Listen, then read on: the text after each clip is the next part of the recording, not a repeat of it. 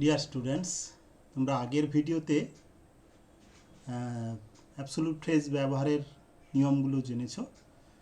এই ভিডিওটাতে তোমরা প্র্যাকটিক্যাল কিছু এক্সাম্পল জয়েনিংয়ের ক্ষেত্রে ব্যবহার কেমনভাবে হয়েছে দেখো। স্টুডেন্টরা করেছে এবং সেগুলোকে কারেকশন করা হচ্ছে বা বুঝিয়ে দেওয়া হচ্ছে। ঠিক আছে, যারা আগের ভিডিওটা দেখোনি তারা আগের লিঙ্ক থেকে দেখে নিও, ইউটিউবের লিঙ্ক থেকে। ঠিক আছে, আর চ্যানেলটা সাবস্ক্রাইব করতে কিন্তু ভুলবে না।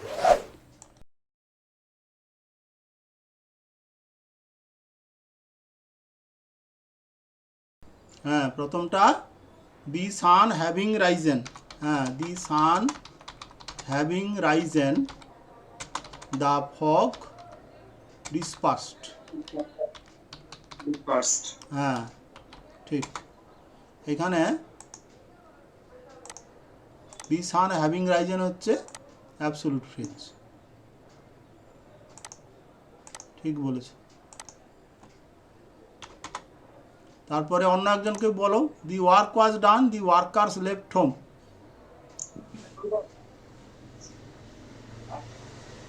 বলবো? বলো।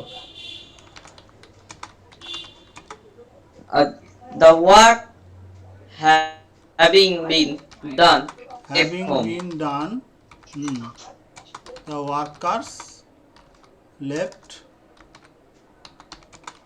home. The work having been done, the workers left home.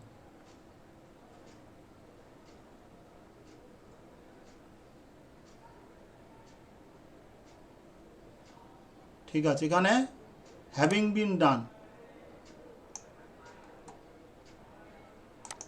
এই কথাটা হচ্ছে অ্যাবসলিউট ফ্রেজ।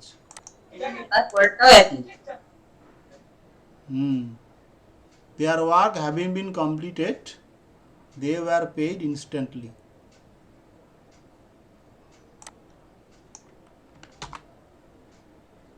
তো তিনজন যারা পরে ঢুকছে তারা তো কিছু বুঝতেই পারবে না, এটা প্যাসিভ ভয়েস আছে বলে এটা হ্যাভিং বিন কমপ্লিটেড করা হচ্ছে।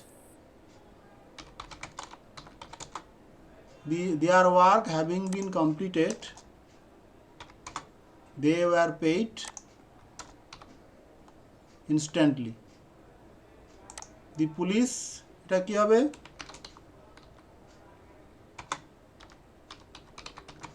স্যার এটা হবে the police having arrived. the mob dispersed. Mob মানে জানো তো?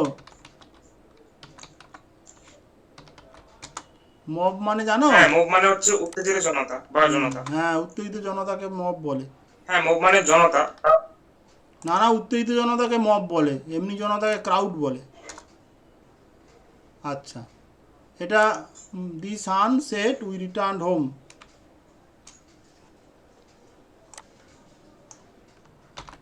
দি sun having set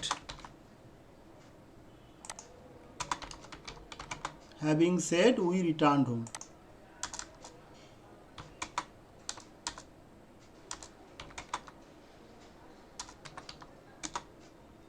The sun having said we returned home.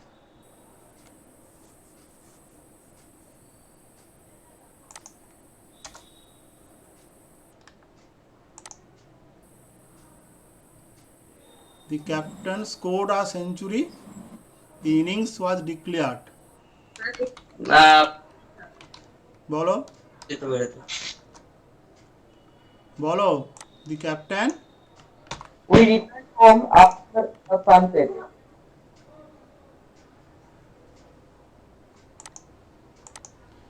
After দিয়ে সানসেট করলে ওটা অ্যাবসলিউট ফ্রেজ হচ্ছে না, অন্য পদ্ধতি হচ্ছে।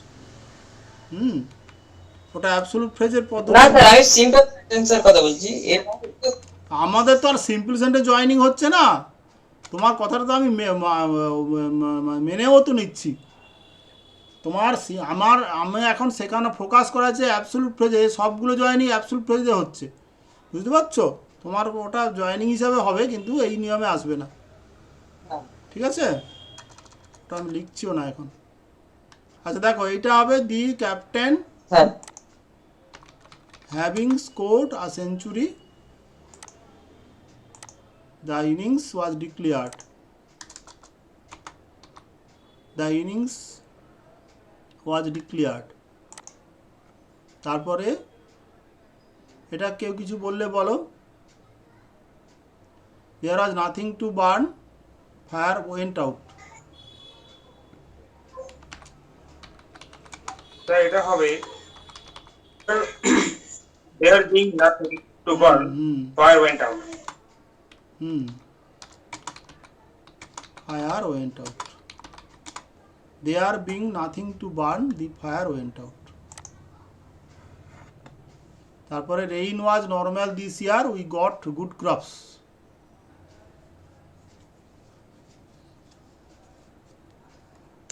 স্যার এটা হবে Rain being normal, We got good crops. good crops. এগুলো যারা Good crops. হ্যাঁ, যারা বুঝে গেছে তার কাছে কোনো ব্যাপারই নয়, শুধু এ করে বুঝে করলেই হবে।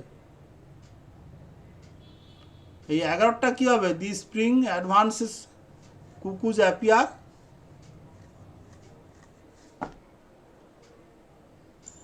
সেটা হবে spring being advanced propose appear, মানে আর এটা আমি বলেছিলাম না বি ভার্ব থাকলে বিং করবে, এখানে বিং ইউজ করতে হবে। এখানে অ্যাডভান্সেসটা হচ্ছে ভার্ব, বিং হবে না, হ্যাভিং হবে। Having advanced. ও আচ্ছা আচ্ছা, হুম। মানে হ্যাভিং ও মানে টেন্স মানে ওই বি ভার্ব এর অন্য কোনো ভার্ব থাকলে সেখানে ওই হ্যাভিং ইউজ করতে। হ্যাঁ, আর প্যাসিভ সেটা চেক আউট এন্ড থাকবে পারফেক্ট প্রেজেন্ট সেটা কোনো।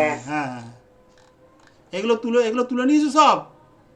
আচ্ছা, এগুলো তুলে নাও, এগুলো বাড়িতে প্র্যাকটিস করবে। দাঁড়ান এই লাস্টে 3টে বাকি আছে, ওই হ্যাঁ, করে নাও।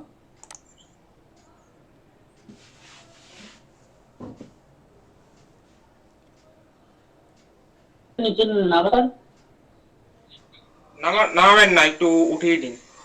থামো সবাই, 3 4 মানে 15। একটু দাঁড়াও, যাদের হয়েছে একটু ওয়েট করো।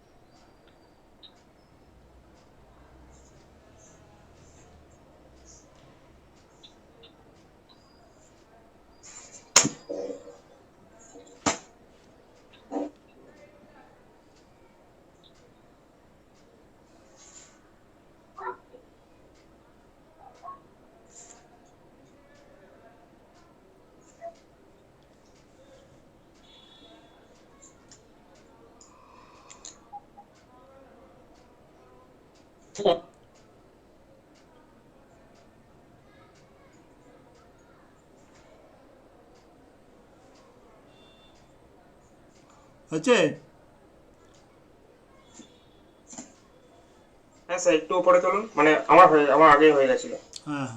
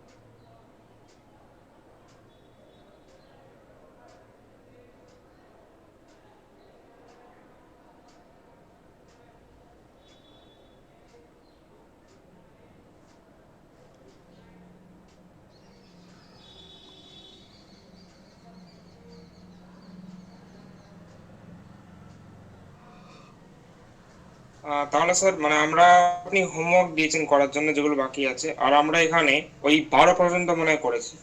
8 নাকি 12? 8 ফাট হবে, আমি তারও একটু একই টাইপের। 12 নয়, 8 আমরা।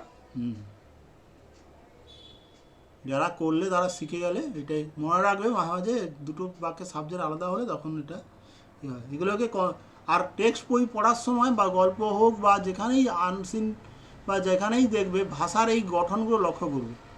তাহলেই তোমরা বুঝতে পারবে ভাষার এটা। টেক্সট পড়ার সময় বা টেক্সট মানে যে কোনো ইংলিশ পড়ার সময় শুধু পড়ে গেলেই হবে না, মাঝে মাঝে তোমরা এখন ছোটো তো, এখন স্ট্রাকচারগুলো লক্ষ্য করলে বুঝতে পারবে, হ্যাঁ তাহলে আর কোনো ইংলিশটা কোনো ব্যাপার হবে না, মানে গঠনগত দিক থেকে কোনো ঝামেলা হবে না। এবারে তুমি ওয়ার্ডের মানে জানো না, তুমি কম সব মানে এ জানো, সেটা আলাদা প্রশ্ন।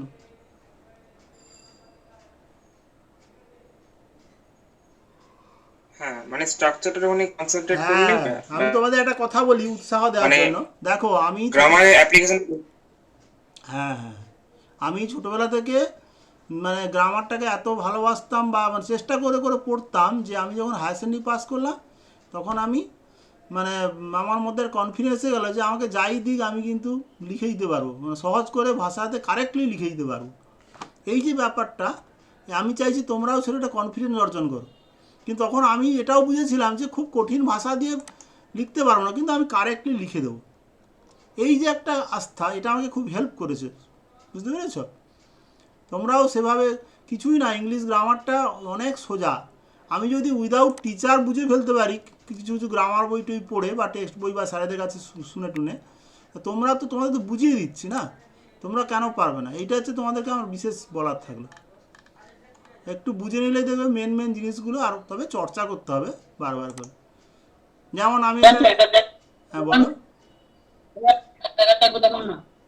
হ্যাঁ কত? এক একে দেখালে না, ছোট করে দেখাচ্ছে।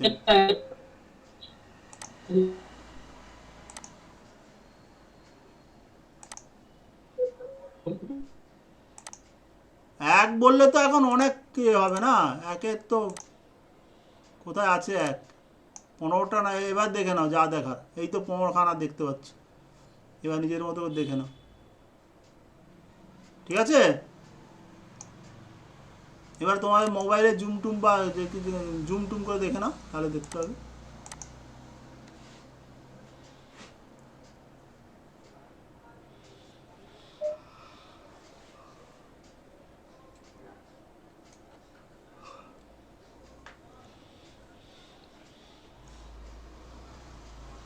আর কোনো কোয়ারিজ আছে?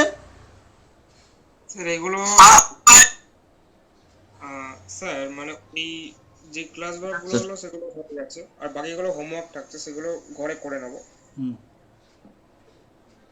আর স্যার মানে এই যে absolute phrase, nominative absolute phrase, hmm. এর যে এক্সারসাইজটা আপনি জানেন, এটা আপনি মন থেকে দিয়েছেন, নাহলে স্পেসিফিকলি এর কোনো এক্সারসাইজ পাওয়া যায় না কোনো বইতে মনে হয়। আছে, খুঁজলে পাওয়া যায়, তবে খুব কম আছে। আছে আছে অনেক, হাজার ঘন্টা বই আছে, অত বই তোমাদের বই খোঁজা সম্ভব নয়। হ্যাঁ, তোমরা বিষয়টা বুঝে রাখো, এবারে যে যেখান থেকে দিক তুমি মানে করতে পারলেই হবে। ওই একটা তেমন উদাহরণ কঠিনও ছিল না, খুব খুব জটিল বা কঠিনও ছিল না। না, ব্যবহার করার সময় প্রবলেম হয়, যখন প্র্যাকটিক্যালি লাগবে কাজ তখন দেখবে মনে পড়ছে না। যদি না তোমাকে ওই জিনিসটা, এই জিনিসটা না খুব ইম্পর্ট্যান্ট, এই এই জায়গাটা কখন কখন ব্যবহার হবে, এটা আমি কোনো বইয়ে পাইনি এখন। এই যে when will you use nominative absolute phrase in joining introduce, কখন? বই গুলোতে দেখবে শুধু নমিনেটিভ অ্যাবসলিউটটা হয়তো একটু বলা আছে আর জয়েন করে দেওয়া আছে, কিন্তু কোন ক্ষেত্রে ইউজ করবে কোথাও গাইড নেই। এটা আমরা ব্যবহার করে করে দেখেছি যে এটাতেই হয়। না স্যার মানে কি হলো? মানে স্যার আপনি এত বিস্তারিতভাবে এত বিষয়টা এত ব্যাপক করছেন, হ্যাঁ এতটা মানে বড়ভাবে মানে আমি কোনো গ্রামারে দেখাইনি এত বড়ভাবে। হুম, না বিশেষ করে এই যে নিয়মটা, এটা তুমি তোমার তখন কনফিউশন, যখন তুমি অ্যাবসলিউট ব্যবহার করো তখন দেখা যায় পার্টিসিপল ব্যবহার করে বসে আছে, বা নর্মাল পার্টিসিপল ব্যবহার বা নর্মাল পার্টিসিপলের জায়গায় অ্যাবসলিউট ব্যবহার বসে আছে, এই জিনিসটা হয়ে থাকে।